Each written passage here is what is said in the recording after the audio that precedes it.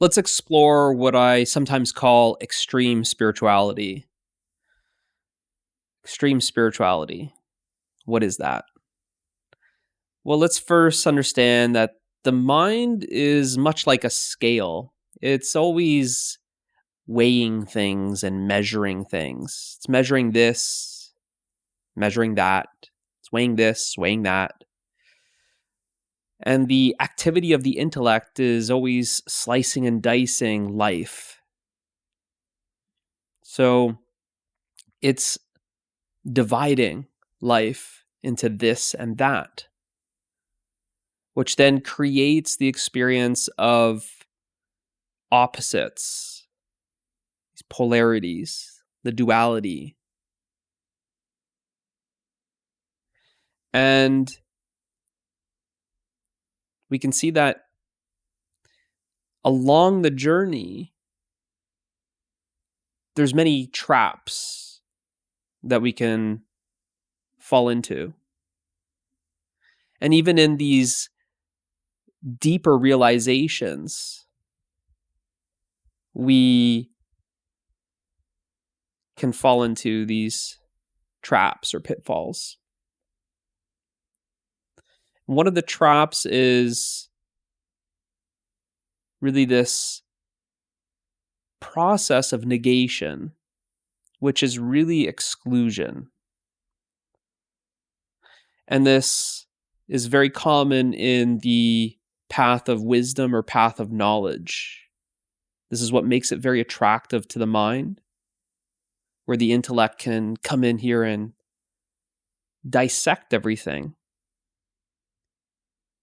creating this and that via exclusion.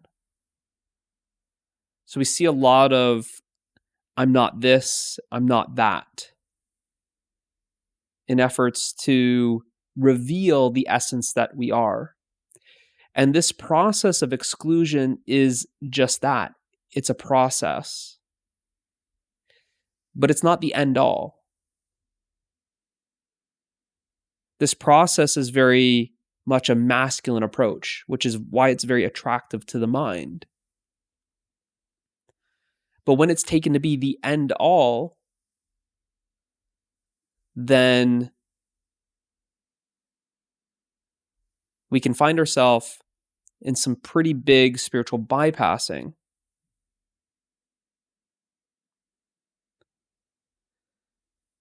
There's a lot of attractiveness to this exclusion. And really we see this with renunciation. This renunciation has a sort of elitism to it, hardcoreness to it. And in a way, it stands out because that's what exclusion does. Things only stand out via exclusion. And there can be a certain specialness to this because of the exclusion. By excluding everything, then this one thing can stand out. We find that in the realization of emptiness or nothingness or formlessness, it can become a new identity. That actually nothingness and emptiness and formlessness, the mind finds some way to objectify that. And it becomes a new reference point. And these reference points are really these extremes. So now it's sort of an identification with the absolute. It's an identification with this one perspective.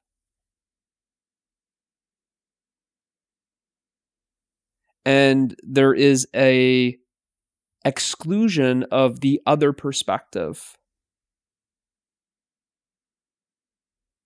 First, I was a somebody. Now, I'm a nobody. And we see this in a lot of the teachings that are about, well, there's nobody here, there's nothing to do. But if there's a grasping to this and there's identifying with this,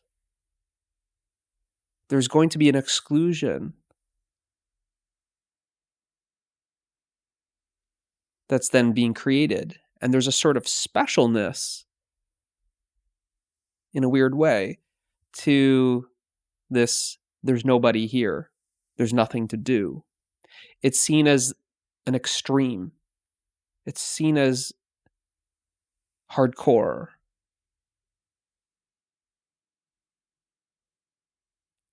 Let's look at the example of the specialness of VIP seats or a VIP table.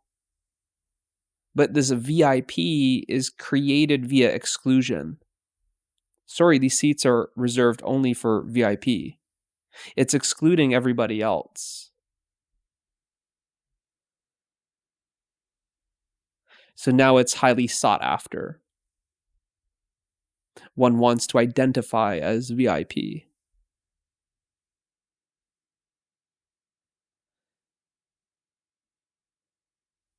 When the process of exclusion is merely to reveal our essential nature, but then made to be the end. This is it. That's it. This is the end. We can find ourselves in some deep depression.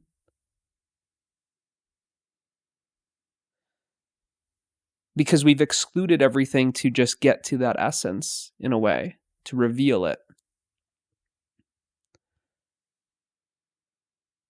And when it's seen to be just this linear journey, I am this and now I'm that. And this is then the end point. Then all of that is then excluded. It's devalued. It's dismissed. And it's denied. But what is all of that? Well, that's the human experience.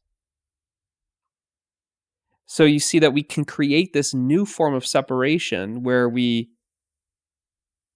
identify as divinity, but then exclude our humanity. When we cling to the absolute, but then devalue the relative. Like I said, is separation is only possible via exclusion. And this is really this masculine approach of slicing and dicing, excluding things.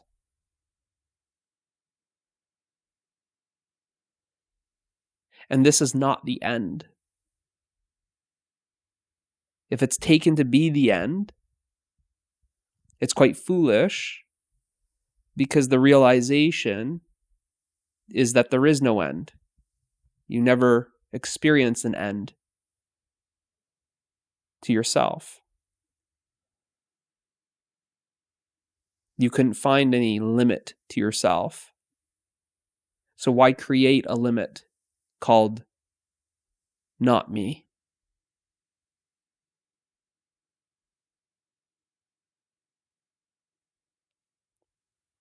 So now enters, we could say, this more feminine approach of inclusion. That everything that was once excluded needs to be now included.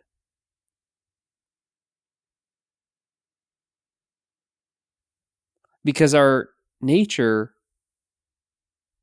doesn't exclude anything.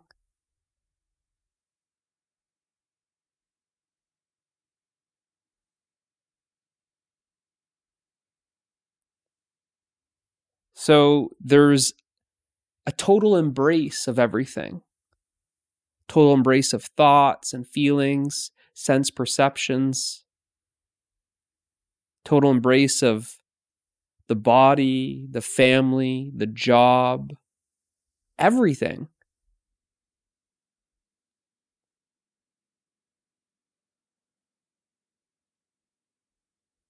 Nothing needs to be denied, dismissed, or devalued.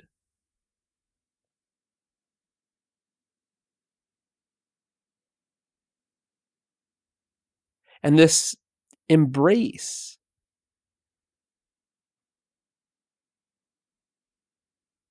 is sort of like making everything you. In reality, everything is you.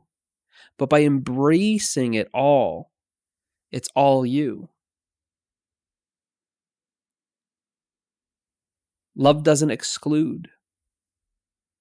Love doesn't divide.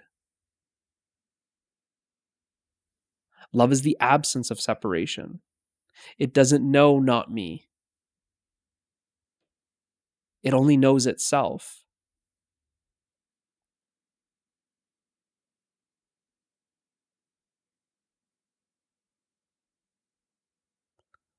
So in this inclusion of everything, you see there's enough room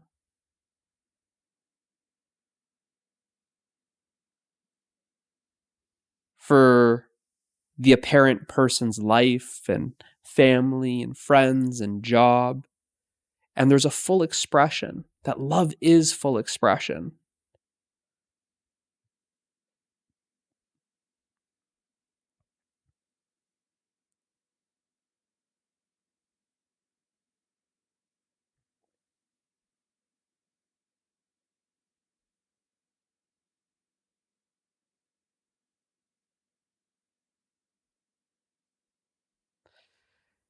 And in this full expression, you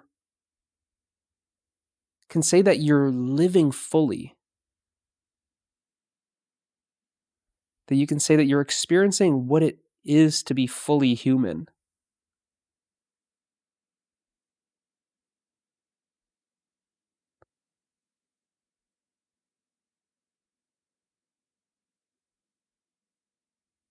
And this is because nothing is excluded.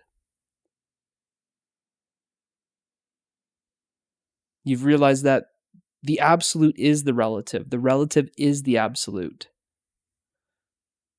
That non-duality actually includes everything. There's a lot of teachings that emphasize just the emptiness or the formlessness, so much that in some non-duality circles, non-duality has become synonymous with emptiness or formlessness or nothingness. And so there is a rejection, an exclusion of form and everything, and expression, and the human experience.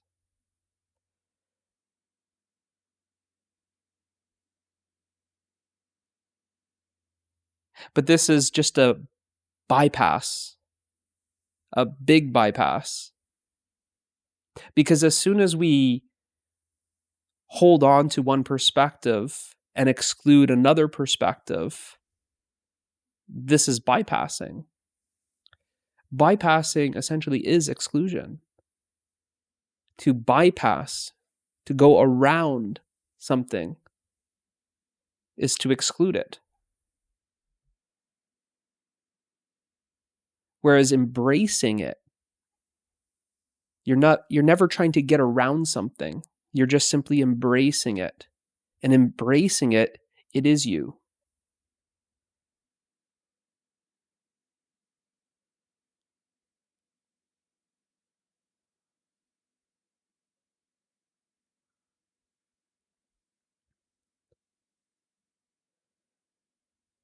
So the mind is very attracted to the negation process and this exclusion process. It's very attracted to the path of knowledge, the path of wisdom, because of this process of exclusion.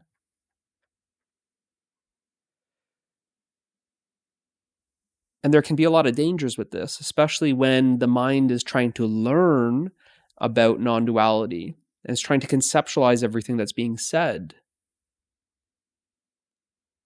It can turn this, there's nobody here, there's nothing to do, into a belief. And it's really a form of gaslighting.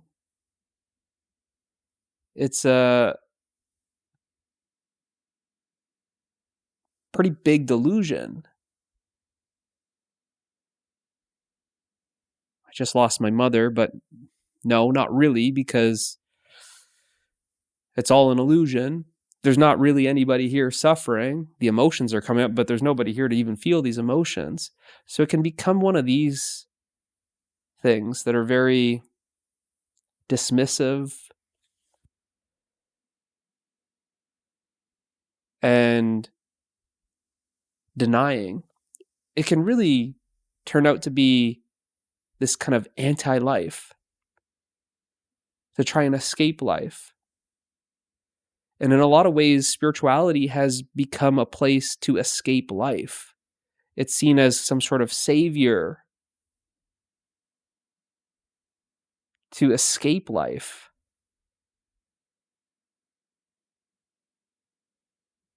That I just need to exclude all of this now that I've found my spirituality.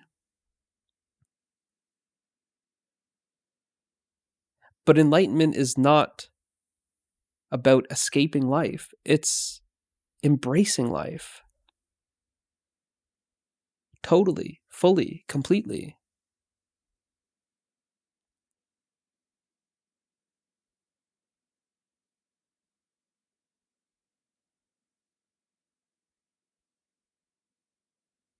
So in doing so, this full embrace,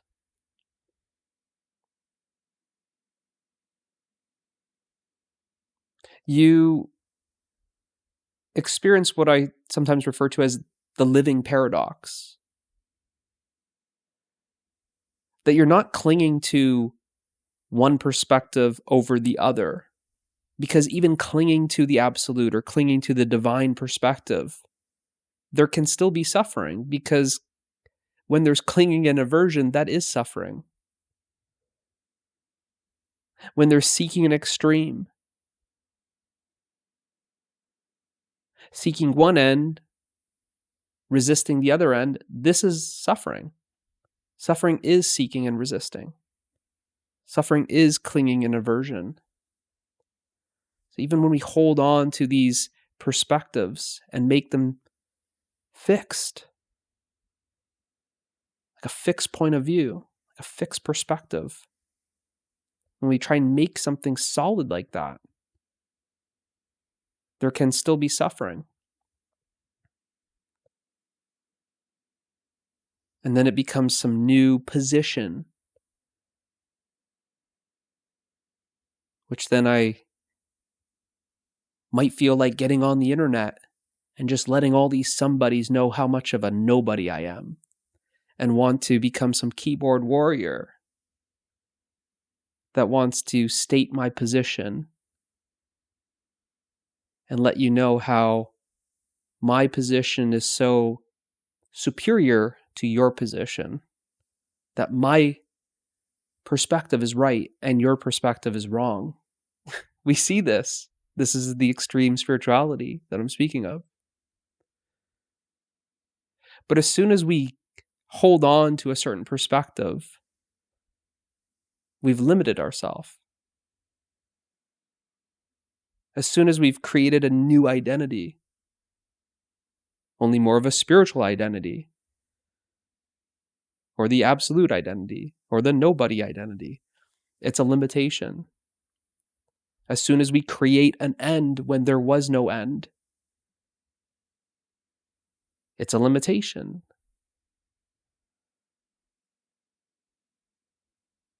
As soon as we create some sort of fixed point when there was no fixed point, it's a limitation.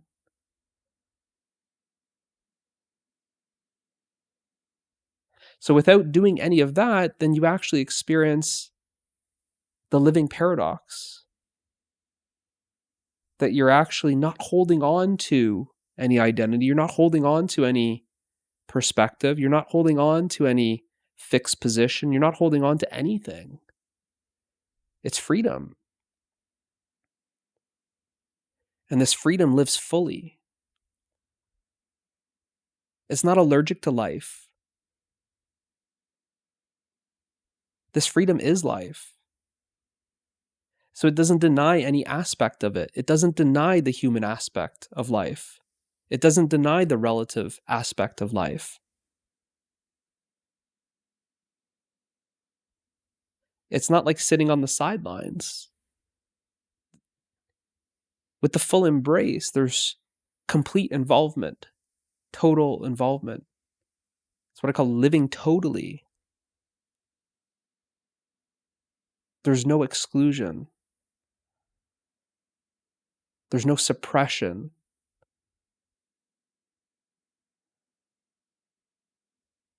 The human experience is then fully expressing. You experience a flowering of the humanity.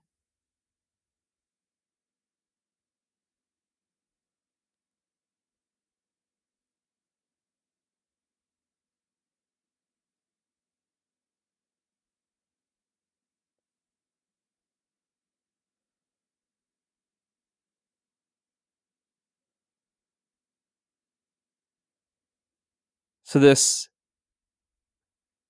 all-inclusiveness, to include everything, is love. This love is what you are. This love is what is expressing itself.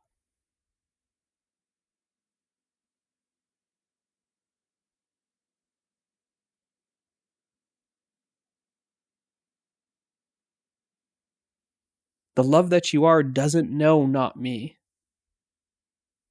The love that you are doesn't know limitations.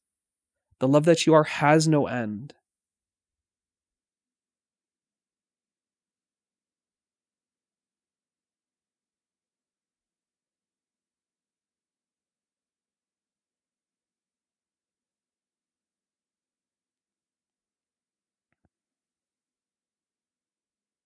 So it's not about this then becoming that.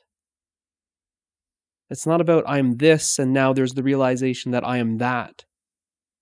And then we devalue, discard, and deny that which was previously known. Sure, there's the realization, but that realization includes everything that was once known. It doesn't exclude it. It doesn't deny it. It doesn't reject it.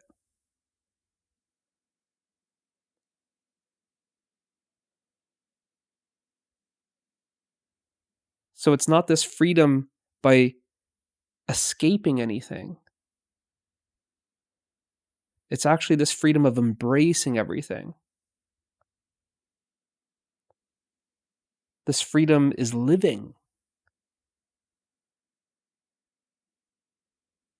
fully.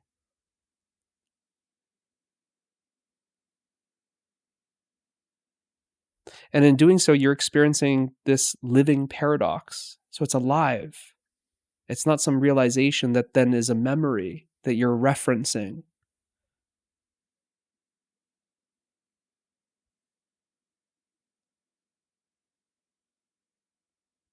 This living paradox is this and that, where actually the and transforms to is. This is that. You see that the relative is inseparable from the absolute. The absolute is the relative. The divinity is the humanity. The humanity is the divinity. There's no separation.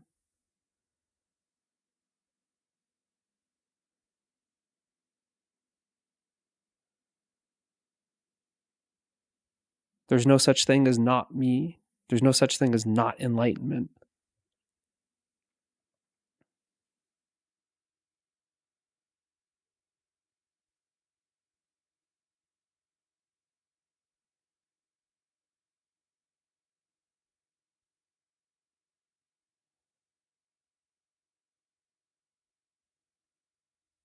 So if you find that perhaps you are in this process of exclusion and you feel like you have almost fallen in a trap here where now it's become very anti-life, you feel like you're in some sort of severe depression, well, then hopefully this video has illuminated perhaps why that is. And perhaps you have been feeling like something's not sitting right here. Something feels off.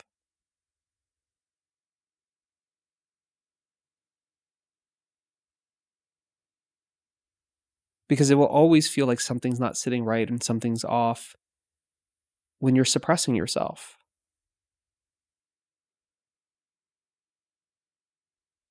So it's an invitation to embrace everything that you once excluded.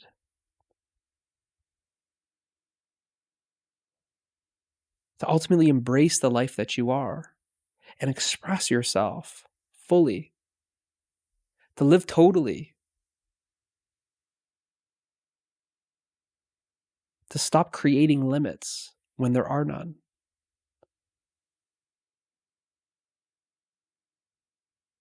And to be an expression of the love that you are. Hope this helps. I'll see you in the next one.